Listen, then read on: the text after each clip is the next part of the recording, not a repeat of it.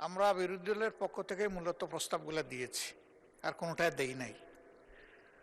তো স্বাভাবিকভাবে এটা একটা রেওয়াজের প্রতি সম্মান রেখেই বলছি, যেহেতু এই রেওয়াজ এবং এই আলোচনা গ্রহণ হওয়ার সম্ভাবনা নাই, সেই কারণে আমরা মূল্যবান সময়টা বাঁচাইতে পারি কিনা, আমাদের কোনো সুযোগ আছে কিনা যে আমাদের দেওয়া এই ছাঁটাই প্রস্তাবগুলো আমরা আমরা প্রত্যাহার করে নিলাম, তাহলে বোধহয় কাজটা সহজ হয়।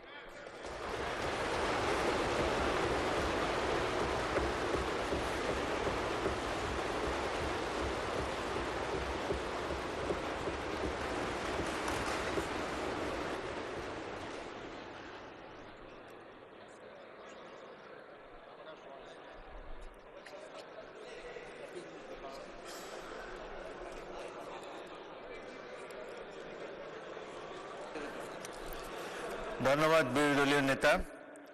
আমার মনে হয় ট্রেজারি বেঞ্চ আপনার এই প্রস্তাব তারা গ্রহণ করেছে।